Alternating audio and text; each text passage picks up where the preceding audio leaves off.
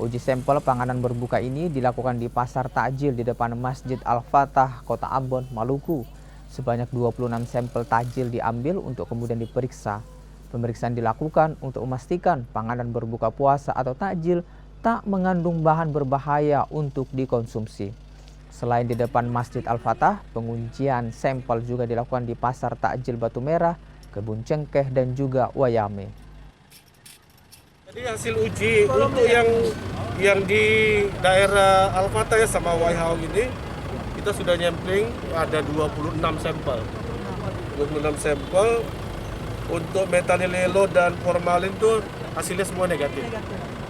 Untuk yang 26 sampel. Yang rodamin B sama boraks itu sedang dilakukan pengujian. Ya. Artinya sampai saat ini belum ditemukan hasil yang tidak memenuhi syarat, ya, masih aman dari bahan berbahaya.